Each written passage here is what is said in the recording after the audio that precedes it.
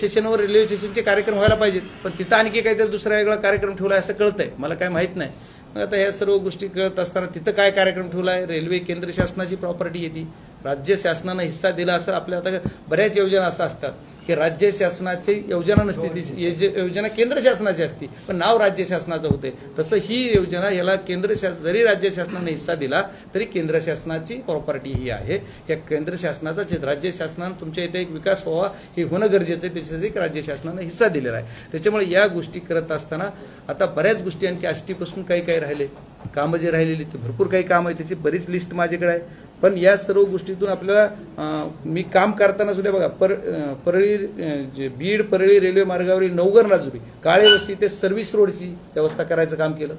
एवढंच नाही तर बरेच आणखी विषय आहेत की आपल्याला याच्याच बरोबर दुसरा एक मार्ग आपल्याकडे होतोय जी ब्रॉडगेज होतोय, जो की नांदेडहून आपल्या ह्याला जी येतो पूर्णा टू परळी, तिथं ब्रॉडगेज म्हणण्यापेक्षा 4 लेन होतोय, जिथं 2 लेन आहे ती 4 लेन होतोय। तर ते 4 लेन होताना सुद्धा काही गोरगरिबाचे घर, तर त्याला सुद्धा काय करून आपल्याला करता येते, मार्ग काढून घरं न जाता कसं त्याच्यात बसवता येते याच्यासाठी सिकंदराबादच्या म्हणजे हा झोन वेगळा आहे, तो झोन वेगळा आहे। सिकंदराबाद झोनमध्ये सुद्धा मी त्यांच्याशी पाठपुरावा करून त्याच्यात सुद्धा मार्ग काढतो, विनाकारण टाळ्या घेत नाही किंवा विनाकारण काही नाही। मला तुम्ही सर्व जनतेनं खासदार जिल्हे बीड जिल्ह्याच्या निवडून खासदार म्हणून त्याच्यात प्रामाणिकतेनं काम करायचं मी काम करतोय। आणि ही काम करत असताना रेल्वेचा जो विषय आहे तो बीड जिल्ह्याच्या जिव्हाळ्याचा विषय असल्यामुळे बीड जिल्ह्यातल्या या सर्व जनतेची इच्छा बीडपर्यंत आज पूर्ण होती, पण परळीला ऑलरेडी पहिली रेल्वे पण ह्या मधला पट्टा जो राहतोय त्याला सुद्धा 1 वर्षात होण्याचं मला काल मर्यादा त्यांनी 25 डिसेंबरच दिलेली आहे। 31 डिसेंबर 25 पर्यंतची मला मुदत सर्व कॉन्ट्रॅक्टर्स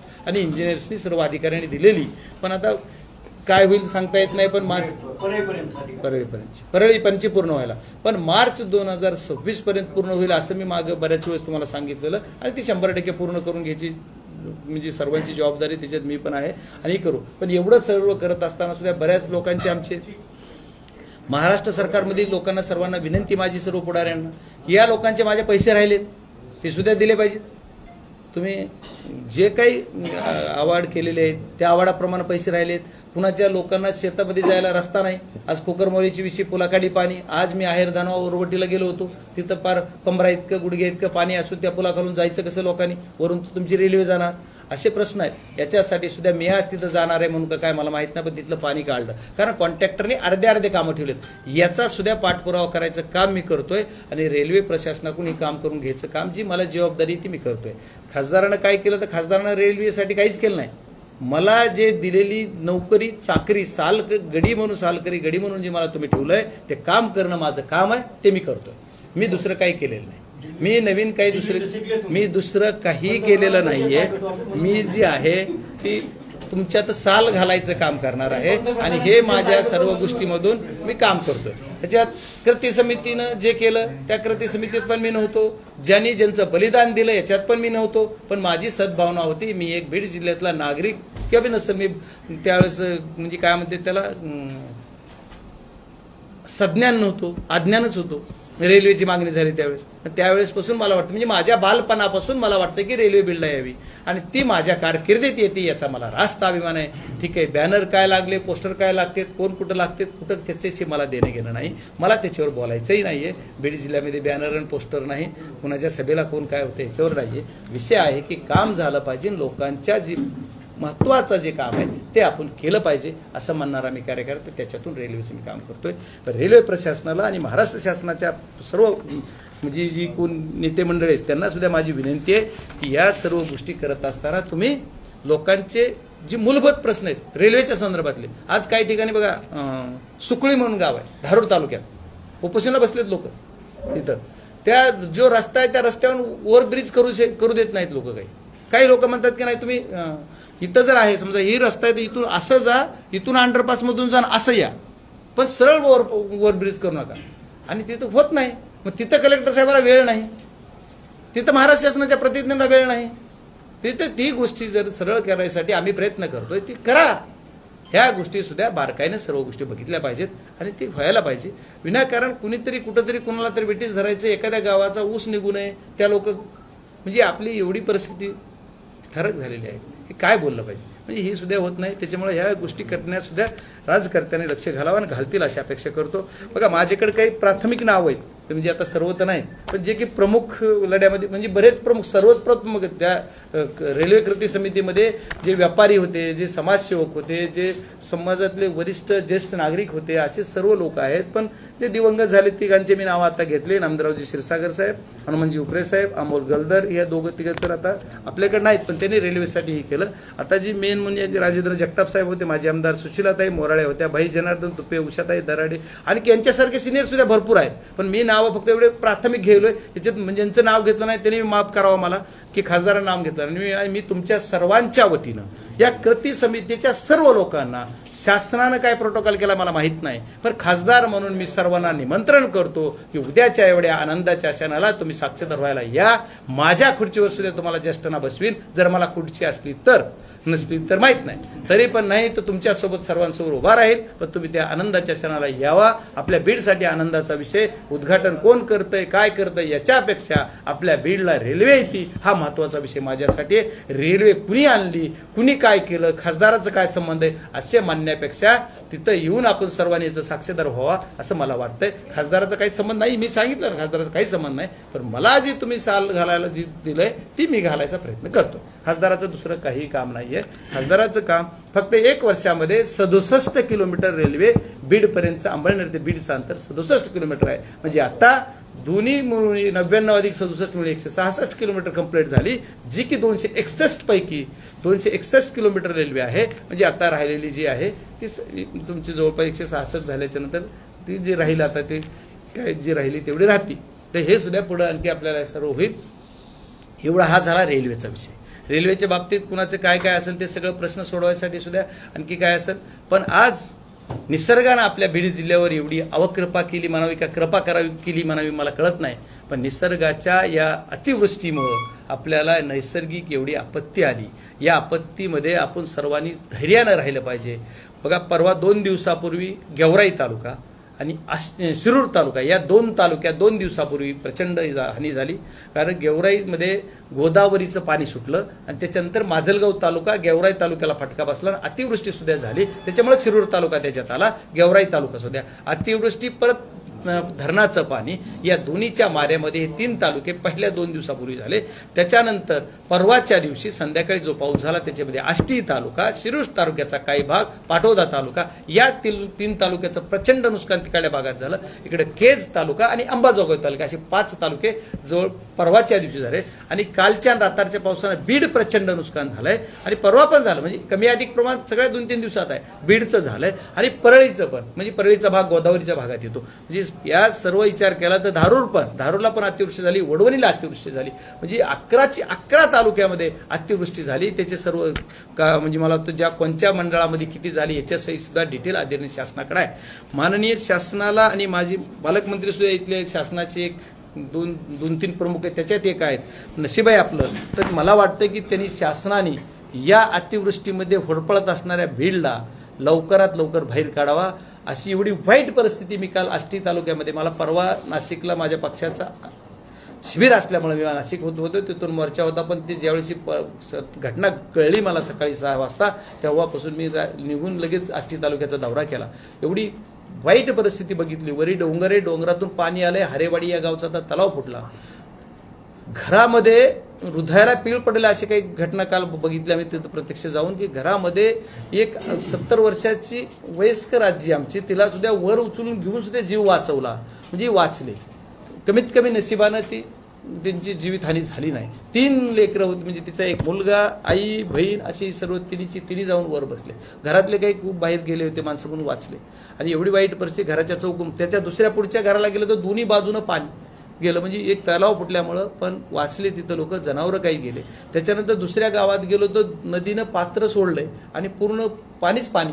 त्याच्यानंतर बऱ्याच गावात कडासारख्या गावात काही जाता आलं नाही. मग हेलिकॉप्टर रेस्क्यू तुमचं एनडीआरएफला या सर्व टीमला कलेक्टरना सर्व शासकीय यंत्रणांना बोलण्याचं काम सुद्धा काल सकाळी 6:30 वाजल्यापासून फोन माझेही चालू आहेत. बाकी लोकप्रतिनिधी करत असतील, मी काय म्हणत नाही मीच केलं, सर्वांनी केल्यामुळे सर्वांच्या प्रयत्नानं तिथं यशही आलं. काल हेलिकॉप्टर पण नाशिकवरूनच आलं आणि त्याच्यातून हेलिकॉप्टर काही माणसं काढले. तिथल्या लोकप्रतिनिधी आमदार असतील ते पण प्रयत्न करत आहेत. मी माझ्या पद्धतीनं जी मी लोकप्रतिनिधी म्हणून खासदार म्हणून जी काय करायला पाहिजे ते पण करायचा प्रयत्न करतो. सर्वजण मिळून सर्वांच्या ताकदीने, इथं कुठं राजकारणाचा विषय नाही, पण संकटात लोक आहेत त्यांना बाहेर काढायचं काम सर्वांनी केलं. आणि आता माझं मायबाप सरकारला की सरसगट आमच्या जिल्ह्यामध्ये दुष्काळ जाहीर करा आणि सरसगट सर्वांना मंजुरी द्या, ही मदत करा. सर्वांना मदत करणं ही काळाची गरज आहे. ओला दुष्काळाचं ना, अहो एवढं वाटलं झालं, ओला दुष्काळ जाहीर करा. आणि एवढे खरडून जमीन गेल्या, जमीनच राहील नाही, निस्ता खडक उडा पडा. जिथं खडक आहे तिथं नाही, तिथं गिरवट दिसायला वेळी काळ्या मातीला तिथं, म्हणजे असं एवढी वाईट परिस्थिती झाली. ही जर राजकर्त्यांनी जर जागेवर जाऊन बघितलं तर त्यांना कळेल किती वाईट परिस्थिती माझ्या जिल्ह्याची झाली. आणि या जिल्ह्यासाठी सर्वांनी तात्काळ मदत द्यावी. मी तर म्हणतो तुमचे पंचनामे बिंचनामे हा विषय नंतर, आज घराला तात्काळ मदत द्या. अगोदर ते काय करायचे ते करा, पण नाही. मला आज ज्या कुटुंबाला खायलाच धान्य नाही, आज ज्यांचे जनावर, मी काल गेलो, जनावर सुद्धा माझ्या कुठल्या व्हिडिओमध्ये जर कुणी काढले असले तर माहित नाही मला, त्याच्यात सुद्धा जनावर वरडायले, ते जर खाया घालता आलं नाही. म्हणजे रात्री 3 वाजल्यापासून ते जनावर पाण्यात, ते पाणी कमी झालं, तिथं आम्ही गेल्याच्या नंतर बघतो तर जनावराला चारा नाही, माणसाला खायला नाही. कुठलं त्यांच्या घरातलं काय जी स्टोव चूल काय असेल एवढे मोठे यंत्र त्या कडबाकोटीचे सुद्धा वाहून गेले. मग यांच्यासाठी काहीतरी तात्काळ मदत करायला पाहिजे. आणि जी आमच्या पद्धतीने आम्हाला काही करता आली तर आम्ही ती प्रयत्न केलाय, ती मला त्याच्यावर बोलायचं नाही की मी काय केलं हे बोलत नसतो मी कधी, पण मला एक सांगायचं की ती जबाबदारी राजकारत्याची, ती करतील ज्याची ती, पण शासन म्हणून शासन मायबापांनी काहीतरी करावा अशी माझी अपेक्षा आहे. आणि मला वाटतं ती होईल अशी अपेक्षा करायला हरकत नाही. आणि एवढीच मागणी माफक की बीड जिल्ह्यातला एक तर आमचा दुष्काळ असतो, बीड जिल्ह्यात अगोदरच गरिबी, एक तर शाश्वत असं पाणी नाही, एवढ्या सर्व घटना असताना बीड जिल्ह्याची परत परिस्थिती एवढी आणखी पूर्वपथावर जर या लोकांना सर्वांना आणायचं असेल तर यांना मदतीची गरज आहे. तुम्ही दुष्काळ जाहीर करा, काय करा, पुढं करा, पण अगोदर म्हणजे जिथं नुकसान बाधित कुटुंबाला पहिली तात्काळ 25-50 हजाराची मदत करा, ही माझी मागणी. 50 हजाराची मदत पर कुटुंबाला तात्काळ करा जी बाधित आहेत त्यांना, ही सर्वात महत्वाची माझी सर्वांच्या माध्यमातून शासनाकडे मागणी आहे. 2012 किती निधी मंजूर झाला रेल्वेसाठी? नाही, मला रेल्वेला मंजुरीच मिळाली आणि जसा निधी येईल तसा टप्प्याटप्प्याने निधी द्यायचा असं झालं. आणि त्याच्यानंतर आता त्याला 12,000 कोटीच्या जवळ, 1,200 कोटीच्या जवळपास सगळा खर्च जातोय. पण त्यावेळेचा निधी झालेला आकडा मला नाही सांगता यायचा, कारण मी माझे खोटा सांगू काही होणार नाही. 2012-2024 99 किलोमीटर हो, आणि मार्च 24 ते फेब्रुवारी नाही मार्च नाही जून, म्हणजे 12 महिन्यात 67 किलोमीटर आणि 12 वर्षात 99 किलोमीटर. त्याचं जर आपण विश्लेषण थोडं केलं तर म्हणजे नाही. आता मी काय विश्लेषण करायचंय, हे बघा एक पत्र आहे रेल्वेचं, तुम्हाला पाहिजे त्याची कॉपी देतो, मार्च 2024 मध्ये काढलेलं. त्या पत्रामध्ये त्यांनी सांगितलं की रेल्वेचा मार्ग 99 किलोमीटर कम्प्लीट झाला. त्याच्या मग ती किती त्याला खर्च आला, काय झाला, ह्याचे डिटेल आकडे तुम्हाला नेटवर सुद्धा मिळते सगळ्याला. इथं बघून आता नेटवर तुम्हाला बोलावून नेटवर काढते, म्हणजे सर्व काही गोष्टी मिळतात. ह्याच्यानंतर दुसरा विषय असा आहे की जून 2024 ते मी तुम्हाला सांगितलं की आतापर्यंत म्हणजे फेब्रुवारीपर्यंतच म्हणजे जवळपास 67 किलोमीटर कंप्लीट झालं. पप्पा माझ्याकडे तारीख आहे, तुम्ही 4 जूनला निवडून आला, 5 फेब्रुवारी 2024 ला पंतप्रधान मोदींनी आष्टीमध्ये हिरवा झेंडा दाखवला ऑनलाईन. त्याच्यानंतर ऑगस्ट 2024 तुम्ही म्हणताय ऑगस्ट 2024 ला विघनवाडीपर्यंत रेल्वे आली. 24 नाही 25 म्हणतो मी काय म्हणतोय तुम्हाला, बरोबर माझे बरोबर आहे तुमचे. मी काय म्हणतोय की विघनवाडीपर्यंत ऑगस्ट 24 मध्ये रेल्वे आली, जून नंतरच आली. म्हणजे मला असं विचारायचं 3 महिन्यात लगेच तुम्ही ते विघनवाडीपर्यंत रेल्वे आणली का? नाही. एकच मिनिट पुढचं. मी मला एक सांगा, मी रेल्वे आणली असं कुठं बोलतच नाही. मी काय मी 12 महिन्यामध्ये एवढं काम झालं आणि हे काम करण्यासाठी तुमचे 17-18 मिनिटं मी तुमचं सलग ऐकलंय, 2 मिनिटं घेते आपण. हो किती बी घ्या. तर तुमचं हे म्हणणं आहे की पण तारीख अशी सांगते की फेब्रुवारी 24 हे अमायनेर पर्यंत रेल्वे आली आणि ऑगस्ट 2024 मध्ये विगणवाडीपर्यंतचा टप्पा पूर्ण झाला, जो बीडपासून फार जवळ आहे असं माझी माहिती आहे. तुमच्याकडे जास्त असेल माझ्याकडे पेक्षा कदाचित. नाही, बीडपासून जास्त लय जवळ नाही. ठीक आहे, तुमच्याकडे आकडेवारी असेल. नाही, माझ्याकडे तुम्हाला आरोग्यपर्यंतची. मग याबरोबर माझा हा प्रश्न आहे की गेल्या 12 महिन्यामध्ये तुम्ही आता किती दिवस झालेत मला माहित नाही, तुम्ही निवडून या सगळ्या कालावधीमध्ये धुळे किंवा औरंगाबाद ते सोलापूर या रेल्वे मार्गाची काय नाही, पहिला प्रश्न तुम्ही जो विचारला त्याला बगल बी देणार नाही. तुमचं राईट आहे कुशल, की तुम्ही जे म्हणलात की 12 महिन्यात तुम्ही हे केलं का. मी प्रत्येक ह्याच्यामध्ये 10 वेळेस तर काही नाही, पण 10 सेकंद एक विषय बोललो काय की मी काय केलंय असं मी म्हणत नाहीये. मला जी तुम्ही सर्वांनी बीडचा लोकप्रतिनिधी निवडून दिलंय त्याच्यासाठी मी पाठपुरावा म्हणून काम करतोय. हिंगणवाडीची चाचणी व्हायला एवढे दिवस का लागलं, त्याचं का होत नाही लवकर म्हणून पाठपुरावा केला. त्याचं अगोदरच काम झालं. मी काय प्लॅटफॉर्म मी लँड घेतली असं नाही. मी 95ला कुठं होतो, मी 95ला नव्हतो, 2012ला नव्हतो. त्याच्यामुळे ते काम मी केलंच नाही. मी फक्त हे जे कुठं अडायलंय त्याला अरे बाबा करा विनंती केली. कुठल्या अधिकाऱ्याला शिवाय बरं कुठले अधिकारी कोण कॉन्ट्रॅक्टर आहे त्याचे नाव माहित नाही, त्याची लिस्ट माहित नाही, चहा नाही, मीच त्यांना नेतोय, माझ्याच गाडीत नेतोय, बघतोय, दाखवतोय, साईडवर जातोय, घाटसावळीपर्यंत जातोय. मला ते कोणी माहित नाही. मला कोणीतरी प्रश्न आता विचारला कॉन्ट्रॅक्टर कोण आहे, मला माहित नाही. कसं सांगू, खरंच माहित नाही. आता ते आता हे म्हणजे हा मला बघा, मी तुम्हाला किती प्रेमानं सांगितलं, मला श्रेयवादाची लढाई नाही, माझा ह्याच्यात काही रोल नाहीये. फक्त मला तुम्ही मालक केलंय, ती तिजोरी सांभाळायचं. आता ही मला वापरायची नाही शब्द. मला तुम्ही काय केलंय, नोकर ठेवलंय, ती नोकरी मी इमानदारीने करायचं काम करतोय. एवढंच मी म्हणतो. मला श्रेय घ्यायचंच नाही. श्रेय हा शब्द मग माझा श्रेय मिळेल कसं, असं कसं होईल. जेव्हा माझा जन्मच झाला नाही त्यावेळेस सगळं झालंय, मी कसं श्रेय घेऊ. आता त्याच्यानंतर एक मिनिट अरे एक त्याच्यानंतर ह्यांचं संपू द्या ना. तुम्ही 2 मिनिट म्हणला, आता वर घेऊ द्या. अगोदरच पहिलं माफी मागून सुरू केलं मी. त्यात सर्वात महत्वाचं की ह्यांनी दुसरा विषय काढला तुम्ही कुठला, सोलापूर ऐकून पुढचं ऐकून माझं कम्प्लीट होऊ द्या. सोलापूर, तुळजापूर, धाराशिव, इडसी टू बीड, संभाजीनगर, पुढं जळगाव, धुळे. तर या सर्व गोष्टीचा मार्ग जो आहे याच्यासाठी सुद्धा बजेट 9 करोड रुपये, 10 नाही 9 करोड रुपये टाकलं. त्याचा सर्वे चालू आहे. त्याचं कुणी श्रेय घ्यायचं ते घेऊ. आणि ते आत्ताच झालं. माझे पत्र आहे, त्याला पण काही असं मी सर्व रात्रंदिवस पाठपुरावा मुख्य आपल्या आमच्या रेल्वे मंत्री बरोबर किती बैठका घेतल्यात. रेल्वे मंत्र्यांना कसं ब्रीफ केलंय की हा जर मार्ग झाला तर 400 किलोमीटर लेनचा वळसा कमी होतोय आणि त्याच्यामुळे north to south to north जोडायचा हा मार्ग आमचा आहे. बघा, हा जो हायवे झाला ना, नॅशनल हायवे, त्यावेळेच्या अगोदर आपल्याला नगरहून जावं लागत होतं, मनमाड नगर जावं लागत होतं असं मला वाटतंय. आता हा मार्ग इथून झाला. तुम्ही कटला ना, कुठं जातो तिकडं, मनमाड, नगर, टिंबुर्णी, सोलापूर नाही, आता सोलापूर, बीड, संभाजीनगर आहे तिकडं पुढे. तसं आता हा जर रेल्वे झाला आणि याला 9 कोटी बजेट टाकले, सर्वे चालू आहे आणि बराच सर्वे पण संपलाय, पण त्याला 3 लाईन द्यावा लागतात. त्याच्या ही प्रकार वेगळे वेगळे येतात. ती तुम्हाला वेगवेगळे कळलं, पण ती ठीक आहे. मी केलं म्हणू नका, माझा काहीच बजेट सोडण्याच्या याच्यात काहीच नाहीये. पण माझं असतं तर मीच उद्घाटन केलं असतं ना. हैदराबाद गॅझेटियर लागू झालं. हा पण महत्वाचा आहे. हैदराबाद गॅझेटियरनुसार मराठ्यांना आता आरक्षण मिळणार आहे.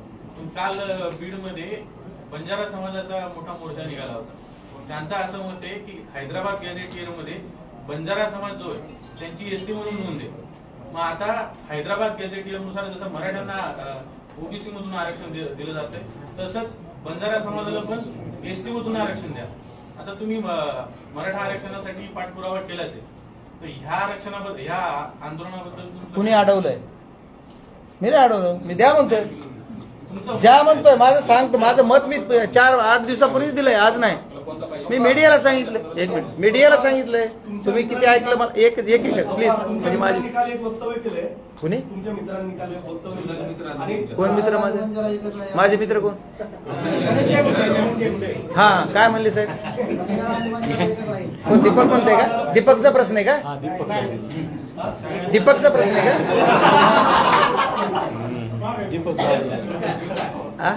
काय प्रश्न बोला प्लीज. सॉरी. तुमच्या मित्रांनी काल वक्तव्य केलं, बंजारा आणि बंजारा हा एकच आहे आणि त्यामुळे नव्या बाजारात तुम्ही कसं पाहताय? हे बघा, मी अशा गोष्टीकडे मला वेळ पण नाही, मी त्याच्यात पडणार पण नाही. मी का बोलावं? एवढे सर्व महान नेते बोलतात त्याच्यावर, कुणाला काय बोलायचं, कुणाला कशामुळे बोलायचं, कुणी भाषणं करायची, कुणी काय बोलायचं, कुणी नाही, ज्याच्या त्याचा विषय. त्याचं उत्तर त्यांनाच तुम्ही विचारलं तर ते चांगलं देतील. मी त्याच्यावर बोलावं असं मला नाही वाटत. पण बंजारा समाजाला काल तुम्ही बीडमध्ये होते, काल मोर्चा सुरू होता. बीडमध्ये नव्हतो, बीड जिल्ह्यात होतो, बीड जिल्ह्यात होते. पण मोर्चाच्या टायमाला बी नसलो आलो. आणि मी बघा, तुमचा प्रश्न मला कळला.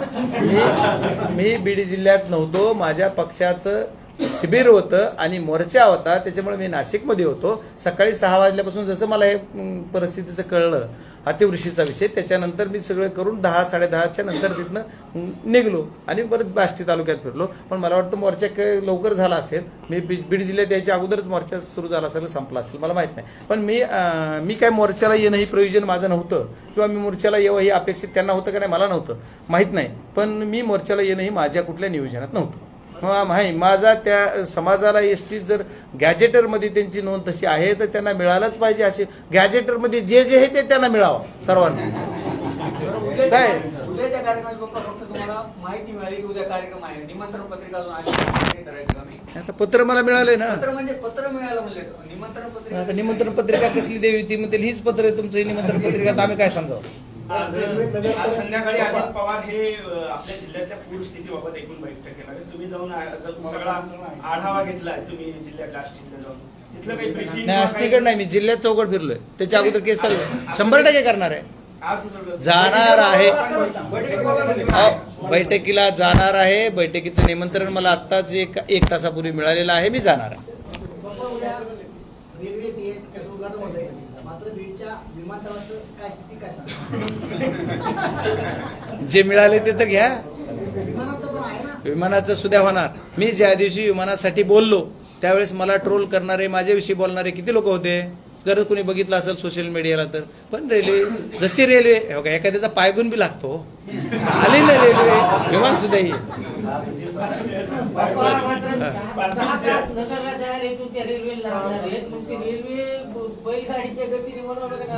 नाही, तुमचा प्रश्न एकदम रास्त आहे. पण आपण रेल्वे सुद्धा फास्ट कशी जाईल याचा, आपण फास्ट माणसं आहे जिल्ह्यातले, आपण 100% फास्ट जायचा प्रयत्न करू. लाईट चालू उद्या होईल.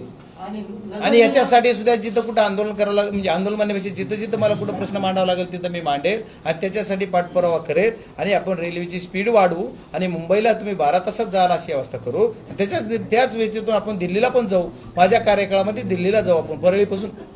रेल्वेचं अपूर्ण असलेलं काम असताना सुद्धा राज्य सरकारने कुठेतरी इलेक्शन डोळ्यासमोर ठेवून, निवडणुका डोळ्यासमोर ठेवून राजकारण करायचं म्हणून हे उद्घाटन अगोदर पूर्ण झाल्यावर करायला पाहिजे. हे बघा, मला राजकीय वादात पडायचं नाही किंवा श्रीवादात पडायचं नाही असं मी सांगितलं. त्याच्यामुळे ठीक आहे, आपण जे होतंय त्याचं स्वागत करू, सर्वजण आनंदात राहू. आता मी तर उलट आणखी खूप काही बोलायला पाहिजे. तुम्ही काही जण मला खोचक बोलताय सगळे, पण मी असं म्हणतो की मला ह्याच्यात काही करायचं नाही, मला राजकीय वागायचंच नाही. आपल्या बीड जिल्ह्याच्या जे लोक किती दिवसापासून वाट बघतात, त्याचं स्वप्न आपलं पूर्ती होतं. ठीक आहे, आपण चालू. काय त्याला जरा एकदा चांगलं रूळ द्या, रूळ चांगली ती चांगली जर झाली पटरी तर पुन्हा जरा स्पीड वाढेल. आता जरा होऊ तर द्या चालू. अगोदर डिझेलवर होईल, लाईटवर झाले, पुन्हा स्पीड वाढवू, म्हणजे वाढू इथे. ट्रॅक बदलायचं काही इच्छा बाकी काय नाही, तर पाय पण लागतो एवढा ट्रॅक दिला आम्हाला तुम्ही.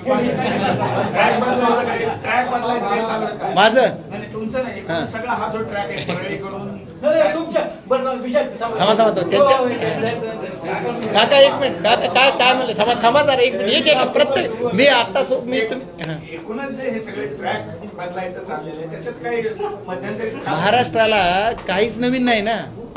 महाराष्ट्रामध्ये रात्रीचं होतं तर होतंय आणि नव्हत्याचं होतंय, त्याचं काय त्याला राष्ट्रपतीचं निवडणूक झाली. काही रात्रीचं होते तर नव्हतं होणार.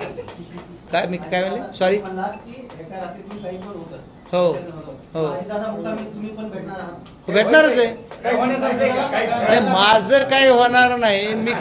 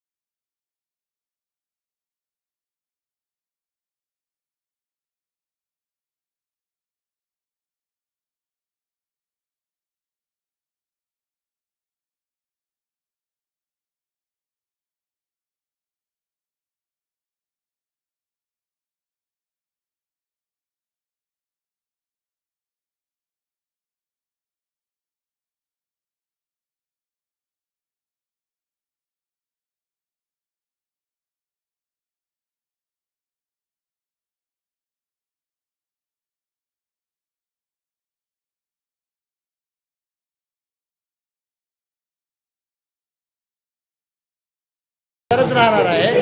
मी खासदारापेक्षा जे लोकांच्या मावे जे द्यायचे जे काही प्रश्न आहेत, लोकांची अडवणूक व्हायची म्हणून लोक अडवायचे, त्याच्यामुळे त्यांचं कुठंतरी मार्ग काढू. आता जसं लाईट वाढायचं मी विषय सांगितला की प्रत्येक लोकांना भेटलो, त्या जिथली ती टावर ज्यांच्या शेतात उभा होतो तिथल्या महिलांसहित त्यांच्या सर्वांच्या शेतकऱ्यांना भेटलो. त्याच्या पूर्वीच्या 12 वर्षात काय झालं मला 12 वर्षातलं माहित नाही, मी 12 वर्षातलं कसं सांगतो. बघा माझी विनंती नाही, शेवटचं नाही, माझी विनंती अशी आहे की आपल्या एवढ्या चांगल्या क्षणाला गाळ बोललो.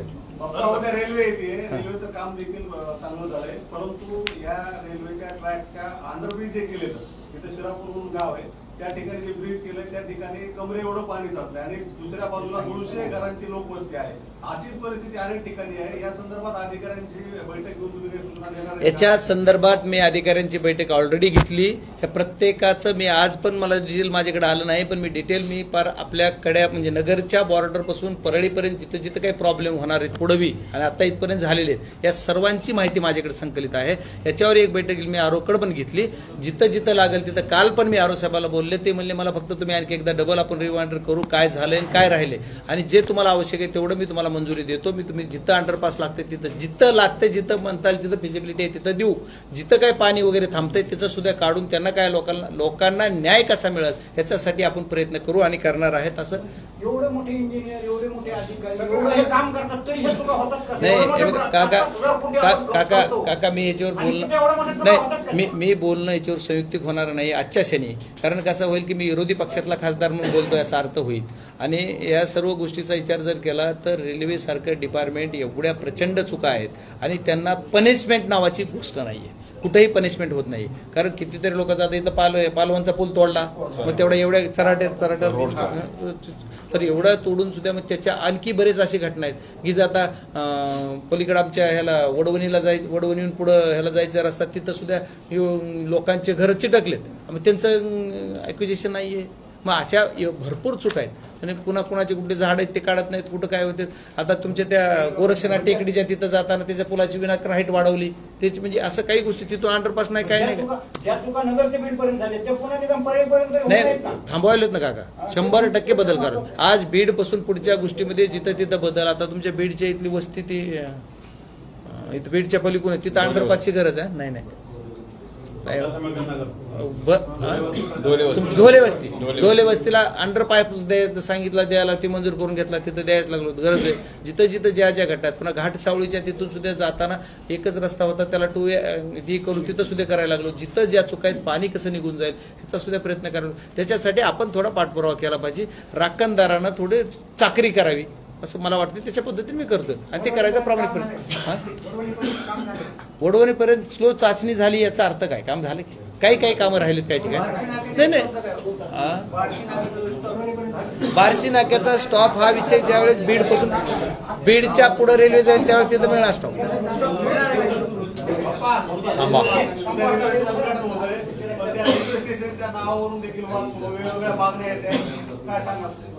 नाही बघा, मागण्या प्रत्येकाची मागणी आहे. इथं कुठंतरी मागणीला प्रत्येक जातीय रंग येऊ नये, कुठले सामाजिक रंग येऊ नये. मागणी काय करायची मग असं होतं की 4 मागण्या आल्या की मग त्याच्यात कोणी एक कुठलीच होत नाही पूर्ण. मग त्याच्यापेक्षा आता काय व्हायचं तर मी काही एखादं नाव द्या म्हणणं किंवा तुम्ही काहीतरी एक द्या म्हणणं, ह्याच्यापेक्षा सर्वांनी संयुक्तिकरित्या उद्या उद्घाटनाचं दगड तिथं लागेल उद्घाटन केलं नाही माहिती काय कसं नियोजन त्याच्यावर आमच्या जिल्ह्याच्या खासदाराचं नाव तरी असेल का नाही काय सांगतो. बघूया उद्या बघू ना, आपण इंतजार करू ना, थोडी वाट बघा, कळेल उद्या एवढंच कळत ना. हे देऊ नका